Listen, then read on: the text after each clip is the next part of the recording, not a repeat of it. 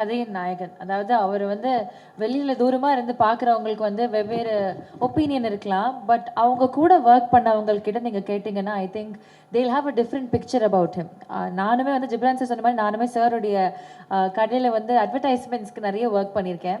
To know him as a person அவ்வளோ ரெஸ்பெக்ட்ஃபுல்லாக ஒரு artist கிட்ட பேசுறதா இருக்கட்டும், அவ்வளோ மரியாதையாக நடத்துவார். அவ்வளோ கைண்டான ஒரு பர்சன். என்றைக்குமே வந்து ஒரு பெரிய உச்சத்தில் இருக்கிற ஒரு ஆள் அப்படின்ற அந்த ஒரு பந்தாவோ அந்த ஒரு எதுவுமே இருக்காது. அவ்வளோ கைண்டாக பேசுவாங்க. அண்ட் எப்போவுமே அந்த ஒரு ஆர்வம் இருக்கும். துரை சார் சொன்ன மாதிரி ஒரு புதிய விஷயத்தை கற்றுக்கணும். நம்ம எங்ககிட்ட இருந்து கேட்டுப்பாரு, இது எப்படி அது அப்படின்ற மாதிரி. So and he teachers is a lot of things. அவருக்கு நடுவு இருக்கிற பிஸி ஸ்கெடியூலில் அவ்வளோ புதிய விஷயங்கள் கற்றுக்கிறாரு. அவர் எப்படி வந்து டயட்டில் இருக்கிறாரு, எக்ஸசைஸ் பண்ணுறாரு அப்படின்ட்டு நாங்கள் உட்காந்துருக்கிறப்போ இதெல்லாம் எங்களுக்கு எக்ஸ்பிளைன் பண்ணுறப்பாரு. அவ்வளோ ஆச்சரியமாக இருக்கும். எத்தனை விஷயங்களை கேன் அ பர்சன் மேனேஜ் அப்படின்ற ஒரு ஆர்வம் தான் இருக்கும்.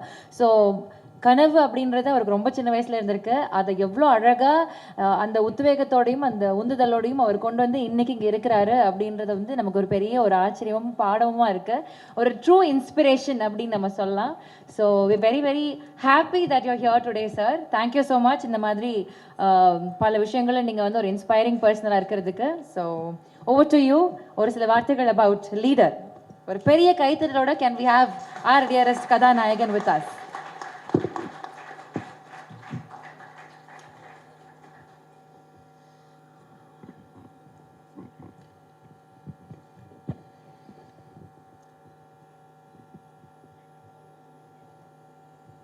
இந்த விழாவிற்கு வருகை தந்திருக்கும் அன்பும் பண்பும் நிறைந்த பத்திரிகை மற்றும் ஊடக நண்பர்கள் மற்றும் இந்த படத்தின் இயக்குனர் டைரக்டர் திரு துரை செந்தில்குமார் அவர்கள் மற்றும் இந்த படத்தின் இசை அமைப்பாளர் திரு ஜிப்ரான் அவர்கள்,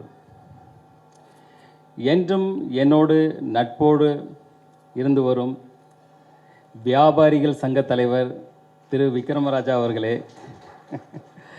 இந்த படத்தில் பணியாற்ற அத்தனை டெக்னீஷியன்களுக்கும் மற்றும் என் மேல் மிகுந்த அன்பும் மிகுந்த ஒரு எதிர்பார்ப்பும் ஒரு அதீத நம்பிக்கையோடு இருக்கும் என்னுடைய ரசிக பெருமக்களும், இந்த நேரத்தில் அனைவருக்கும் என் பணிவான அன்பான வணக்கத்தை தெரிவித்துக் கொள்கிறேன். லீடர் இந்த படத்தோட டைட்டில் பார்த்ததும் எல்லாருக்கும் என்ன தோணுனா, இது ஒரு அரசியல் சார்ந்த படமா இல்லை இது ஒரு எந்த மாதிரி படம்னு ஃபஸ்ட்டு ஒரு கொஸ்டின் வரும். இது வந்து இந்த படத்தில் ஒரு அரசியல் சார்ந்த காட்சிகளோ இல்லை அரசியல் சார்ந்த ஒரு வசனங்களோ ஒரு துளி கூட இதில் கிடையாது. இது முழுக்க முழுக்க ஒரு கமர்ஷியல் என்டர்டெயின்மெண்ட் ஃபிலிம். இப்போ இந்த கிளிம்ஸ் பார்த்துருப்பீங்க. இதுதான் இதில் ஒரு சின்ன ஒரு துளி, அதாவது ஒரு சோனா பாத்துக்கு ஒரு சின்ன ஒரு துளி. இது மாதிரி இந்த படத்துடைய எசன்ஸ் இதுதான். இதே போல் தான் இந்த படம் வந்து கம்ப்ளீட்டாக ட்ராவல் ஆகும். இந்த படத்துடைய ஸ்டோரி பார்த்திங்கன்னா, ஒரு சாதாரண ஒரு இன்னசென்டான ஒரு அப்பா புள்ள, அவங்க ஒரு சந்தோஷமான வாழ்க்கையை வாழ்ந்துட்டுருக்காங்க. திடீர்னு அவங்க வாழ்வியில் வந்து பார்த்திங்கன்னா திடீர்னு ஒரு மிகப்பெரிய ஒரு கேங்ஸ்டர் வந்து அதில் இன்டர்ஃபியர் ஆகிறாங்க. அதுக்கப்புறம் நடக்கிற விஷயங்களை தான் நம்ம டைரக்டர் துரை செந்தில்குமார் வந்து அவ்வளோ அற்புதமாக இதில் திரைக்கதை அமைத்து இன்றைய தலைமுறைகளுக்கு பிடித்த மாதிரியான ஒரு திரைக்கதை அமைக்கணும். அதுதான் முக்கியம். இன்றைக்கி வந்து கதைகள் அதே தான் இருக்கும், இல்லை இயக்கங்கள் அதே தான் இருக்கும். இந்த திரைக்கதை அமைக்கிறது தான் இன்றைக்கி வந்து ஒரு சவாலான விஷயம். இன்றைய ரசிகர்களுக்கு திரைக்கதையை வந்து பிடிக்கிற மாதிரி அவ்வளோ துல்லியமாக, அதாவது படம் ஆரம்பம் முதல் கடைசி வரை ஒவ்வொரு இன்ச் பை இன்ச்சு, ஒவ்வொரு ஃப்ரேம் பை ஃப்ரேம் வந்து நம்ம துரை செந்தில்குமார் அவர்கள் டைரக்டர் வந்து அவ்வளோ அழகாக செதுக்கியிருக்காங்க.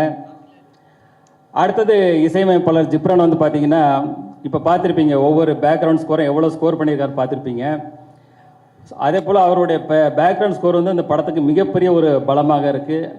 அதே போல் படத்தின் கதையோட்டத்துக்கு தகுந்த மாதிரியான சாங்ஸை வந்து இந்த படத்தில் அவர் ரொம்ப அழகாக கொடுத்துருக்கிறாரு. அடுத்தது டிஓபி திரு வெங்கடேஷ் அவர்கள் வந்து பார்த்திங்கன்னா, நாங்கள் வந்து இந்த ஷூட்டிங் வந்து ஃபஸ்ட்டு ஒரு தூத்துக்குடியில் கிட்டத்தட்ட ஒரு 40 டேஸ் பண்ணோம். அதுக்கப்புறம் வெளிநாடான ஜார்ஜியாவில் கிட்டத்தட்ட ஒரு 15 டேஸ் பண்ணோம். ஆஃப்டர் தட் ஜெய்ப்பூர், ஊட்டி, அப்புறம் சென்னையில் லாஸ்ட்டு கிளைமேக்ஸ் ஃபைட், அதே போல் எல்லா விஷயங்களும் பண்ணும்போது அப்புறம் அவ்வளோ அற்புதமாக இருக்கும். நீங்கள் வந்து அந்த ஸ்க்ரீனில் பார்க்கும்போது அவருக்கு இந்த படம் வந்து அவர் வாழ்வில் அடுத்த கட்ட உயரத்துக்கு எடுத்துகிட்டு போன்றதில் ஒரு துளியும் சந்தேகம் இல்லை. அடுத்தது வந்து எடிட்டர் வந்து பிரதீப் ராகவ். அவர் பார்த்தீங்கன்னா இப்போது சமீபத்தில் உள்ள படங்களான டிராகன், ஜனநாயகன் போன்ற படங்களில் பணியாற்றினவர். இந்த படத்தை அந்தளவுக்கு கிறிஸ்பாக, அந்தளவுக்கு ஒரு ஷார்ப்பாக ஒரு ரொம்ப அழகாக பண்ணியிருக்காரு. அவருக்கு என்னுடைய வாழ்த்துக்கள். அடுத்தது ஆர்ட் டைரக்டர் துரைராஜ். அவர் வந்து பார்த்திங்கன்னா இது செட்டாக இல்லை நிஜமாகவே அப்படி இருந்ததான்ற அளவுக்கு தான் ஒரு வியப்பாக இருக்கும். அந்தளவுக்கு ஒரு யதார்த்தமான ஒரு செட் அமைச்சு அவர் சிறப்பாக பணியாற்றியிருக்காரு. அவருக்கு என்னுடைய வாழ்த்துக்கள். இதில் அடுத்த ரொம்ப இன்ட்ரெஸ்டிங்கான ஒரு பர்சன் யாருன்னு பார்த்தீங்கன்னா, எங்கள் செட்லேயே வந்து மகேஷ் மேத்யூ, ஸ்டன் மாஸ்டர். அவர் வந்து பார்த்திங்கன்னா செட்டுக்கு வரும்போதே ஒரு ட்ராக்கு, ஒரு ஜாக்கெட் போட்டு ஒரு காலேஜ் ஸ்டூடெண்ட் மாதிரி ஒரு அப்படி ஒரு பவர்ஃபுல்லாக வருவார். அவர் வந்தாலே செட்டில் எல்லாருக்குமே ஒரு எனர்ஜி, ஒரு பவர் வந்துடும். ஏன்னா தலைவர் வந்து பார்த்திங்கன்னா இப்போ தான் காந்தாரா 2ல் முடிச்சுட்டு வந்திருக்கிறாரு. அதில் பார்த்துருப்பீங்க அவர் என்ன வேலை பண்ணி வச்சுருக்கிறாருன்னு. ஸோ இந்த படத்துலையும் அதே போல் சில வேலைகள்லாம் பண்ணியிருக்காரு. உங்களுக்கு ரொம்ப பிடிக்கும்னு நினைக்கிறேன். கண்டிப்பாக நீங்கள் ரசிப்பீங்க. அடுத்தது சிறு வயசுலேருந்து எனக்குள்ள ஆசைகளை சொல்லிட்டார் சார். வந்து நான் பேசலான்னு அதுக்கு முன்னாடி சார் சொல்லிட்டார், இருந்தாலும் சொல்கிறேன். சொன்ன மாதிரி சிறு வயசுலேருந்து எனக்கு சினிமா துறை மேலே மிகப்பெரிய ஆர்வம் இருந்தது. என்னுடைய ஃப்ரிட்ஜில் பார்த்தீங்கன்னா ஒரு பக்கம் வந்து ஷாருக் கான், ஒரு பக்கம் சல்மான் கான், 2 பேரோட படம் ஒட்டி வச்சுருப்பேன். அப்போ என் தாயார்கிட்ட அவரை சொல்வேன், நான் ஒரு நாள் இதே போல் ஒரு நடிகர் ஆவேன் அப்படின்னு சொல்லும்போது தாயார் வந்து சிரிச்சுட்டு சந்தோஷம்னு சொல்லுவாங்க. ஆனால் என்னுடைய சூழ்நிலை வந்து என்னுடைய ஃபேமிலி பிஸ்னஸ், என்னுடைய தந்தையார் மேலே நான் மிகப்பெரிய பக்தியும் மிகப்பெரிய ஒரு மரியாதையும் உள்ளவன். ஸோ என்னுடைய தந்தையார் பிஸ்னஸை நான் அவங்க கூட எடுத்து அவங்க கூட ட்ராவல் பண்ணும்போது என்னுடைய முழுமையாக ஒப்படைச்சி என்னுடைய முழு உழைப்பையும் கொடுத்து, ஏன்னா ஃபஸ்ட்டு பார்த்தீங்கன்னா காலையில் முதல் ஆளாக நான் ஸ்டாஃப் வரதுக்கு முன்னாடி முதல் ஆளாக கடைக்கு போவேன். கடை வேலையை முடிச்சு லாஸ்ட்டாக தான் நான் வந்து கடைசி ஆளாக தான் நான் வந்து போவேன். ஆரம்பம் முதல் இன்று வரைக்கும் அதே தான். இந்த படப்பிடிப்பிலும் அதே போல் தான். செட்டுக்கு முதல் ஆளாக தான் போவேன், கடைசி ஆளாக தான் போவேன். ஏன்னா அந்தளவுக்கு நான் எதில் இறங்குறனோ அதில் முழு ஃபோக்கஸ்டாக என்னுடைய முழு உழைப்பையும் அதில் இறக்கி செய்வேன். அதுதான் என்னுடைய கேரக்டர். அப்புறம் பார்த்தீங்கன்னா இந்த படத்துடைய கண்டென்ட் வந்து இன்றைக்கி வந்து மக்கள் வந்து ஒரு பக்கம் கண்டென்ட் ஓரியன்ட் படம், ஒரு பக்கம் வந்து மாஸ் ஆக்ஷன்றாங்க. இப்போ நாங்கள் வந்து இதில் இந்த படத்தில் என்ன மெயினாக இது பண்ணியிருக்கோன்னா, ஒரு நல்ல ஒரு கதையம்சம் கண்டென்ட் இருக்கணும், அதே போல் ஒரு மாஸ் எலிமெண்ட்ஸு, ஆக்ஷன் சீக்வன்ஸ் இருக்குன்ற மாதிரி இன்றைக்கி எல்லா தரப்பு மக்களுக்கும் இன்றைக்கி உள்ள ரசிகர்களுக்கு பிடிக்கிற மாதிரி இது ஒரு சிறப்பான படமாக இருக்குது. எங்கள் படக்குழுவும் சரி, நானும் சரி, இதை பார்த்துட்டு மிகப்பெரிய சந்தோஷமும் மிகப்பெரிய சாட்டிஸ்ஃபைடாக இருக்குது. அதே சந்தோஷமும் அதே சாட்டிஸ்ஃபைடும் உங்கள் எல்லாருக்கும் கிடைக்கும்னு நினைக்கிறேன். அப்புறம் சினிமா துறையை வந்து பார்த்திங்கன்னா இன்றைக்கி வந்து ஒரு தனிநபர் வெற்றி இல்லை, ஒரு படம் வெற்றி அடைகிறது ஒரு தனிநபர் வெற்றி இல்லை. அதாவது சினிமா தொழில் இன்றைக்கி வந்து பல ஆயிரம் தொழிலாளர் இருக்காங்க.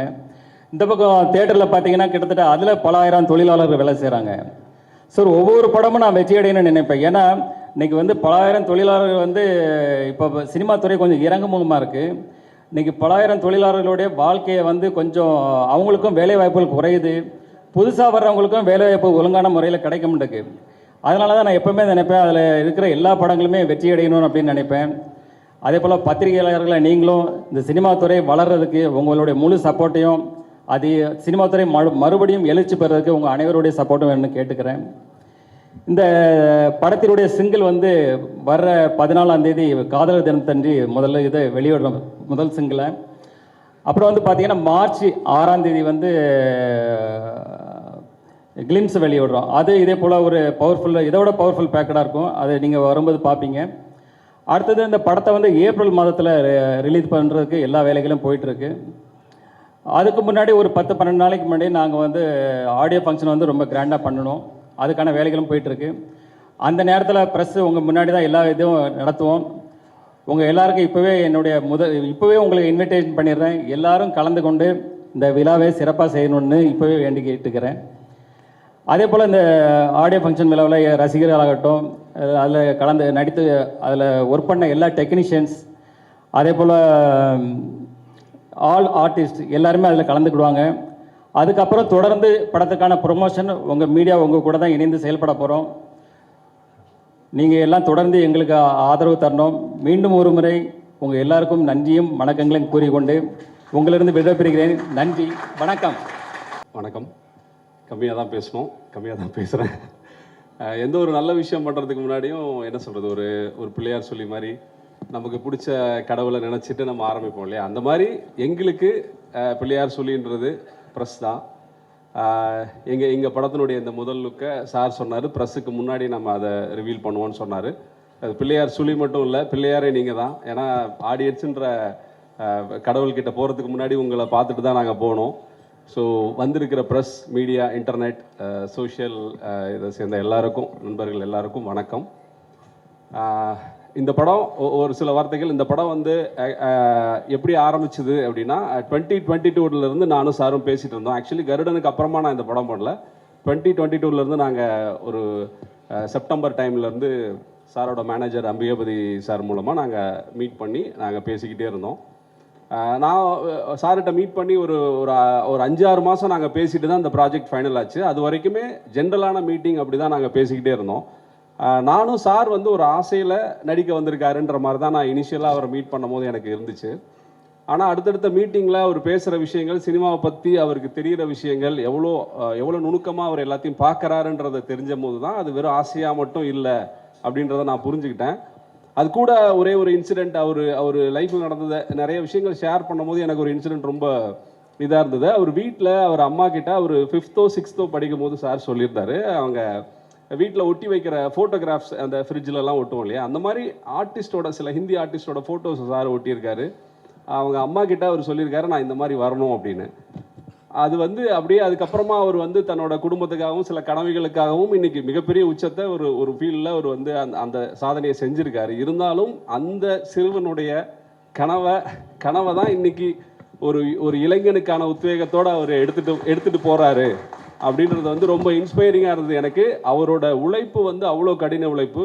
இந்த 2 வருஷத்தில் நான் அவர்கிட்ட இருந்து நிறைய விஷயங்கள் கற்றுக்கிட்டு இருக்கேன். ஏன்னா ஒரு உச்சத்தில் இப்படி ஜெயிச்ச ஒருத்தர் இன்னொரு ஃபீல்டில் வந்து திரும்ப ஸ்க்ராட்ச்லேருந்து ஆரம்பிக்கிற மாதிரியான ஒரு வேலையை செய்கிறதுக்கும், அதுக்கு அவ்வளோ கடின உழைப்பை போடுறதும், ஒரு பெரிய அசாத்தியமான துணிச்சலும் ஒரு தன்னம்பிக்கையும் இருக்கணும். அது வந்து இந்த 2 வருஷத்தில் நான் அவர்கிட்ட பழகினதெல்லாம் எனக்கு ரொம்ப இன்ஸ்பைரிங்காக இருந்தது. நிறைய விஷயங்கள் நான் ஷூட்டிங்கில் நடந்ததெல்லாம் ஷேர் பண்ணணும். பட் இனிஷியலாக எனக்கு வந்து இந்த ப்ராஜெக்ட் ஆரம்பிக்கும் போது இருந்த அந்த கிக் ஸ்டார்ட் பண்ணும் போது இருந்த அந்த எனர்ஜி சொல்கிறேன். எனக்கு வந்து ஓகே, நம்ம வந்து ஒரு டைரக்டருக்கு வந்து என்ன இருந்தாலும் அல்டிமேட் இதுன்றது வந்து நம்ம நினைக்கிறத செய்யறதுக்கு அலோவ் பண்ணுற ஒரு ப்ரொடியூசர். அப்படி ஒரு ப்ரொடியூசராகவும் நான் என்ன சொன்னாலும் செய்யறதுக்கு ரெடியாக இருக்கிற ஒரு நடிகராகவும் அவர் இருக்காருன்ற அந்த துணிச்சலோடு தான் நான் இந்த படத்தை ஆரம்பித்தேன். அப்படி தான் இன்றைக்கி முடிச்சிருக்கோம். சாட்டிஸ்ஃபைடாக வந்திருக்குன்னு நினைக்கிறேன். நீங்கள் கிளிம்ஸ் பார்த்துட்டீங்க. மற்ற உங்களோட கிளிம்ஸ் பற்றின ரிவ்யூஸை சொல்லுங்கள். அப்புறம் என்னோட நன்றி, நான் கருடனுக்கு நான் யாருக்கும் தேங்க் பண்ணல, ப்ரெஸ்ஸுக்கு எல்லாத்துக்கும். ஸோ அதுக்கும் என்னோட நன்றிகள். உங்களோட ரிவ்யூஸ் எல்லாமே இந்த கிளிம்ஸையும் பார்த்துட்டு உங்கள் ரிவ்யூஸை சொல்லுங்கள். நான் என்னன்றதை என்ன இருந்தாலும் நான் கற்றுக்கிட்டு அடுத்ததாக போகிறதுக்கு ரெடியாக இருக்கிற ஒரு ஃபிலிம் ஸ்டூடெண்ட்டாக நான் அதை ஏற்றுக்கிறேன். ரொம்ப நன்றி. என்னோட க்ரூவுக்கும், music director, cameraman, art director, fight master, editor வரல இன்னைக்கு, அவருக்கு எல்லாருக்கும் என்னோட தேங்க்ஸ். என்னோட டீம், என்னோட கோ டைரக்டர்ஸ், என்னோட ரைட்டர் டீம் எல்லாருக்கும் என்னோட நன்றிகள். இந்த படத்தினுடைய காஸ்ட், நடிகர்கள் பெரும்பாலானவங்களை நாங்கள் கூப்பிடல. ஏன்னா ஒரு சின்ன ஈவெண்ட்டாக பண்ணலாம் சார் சொன்னார். இந்த கிளிம்ஸை வந்து ஒரு சின்ன ஈவெண்ட்டாக பண்ணுவோம் அப்படின்னு சொன்னார். நானும் ஒரு சின்ன ஈவெண்ட்டாக இருக்குன்னு தான் நினச்சேன். பட்டு சார் அவர் பாயிண்ட் ஆஃப் வியூவில் சின்ன ஈவெண்ட்டுன்னு சொல்லியிருக்காரு. ஃபர்தரான ஈவெண்ட்ஸில் நம்ம நடிகர்கள் எல்லாருமே வருவாங்கன்னு நினைக்கிறேன்.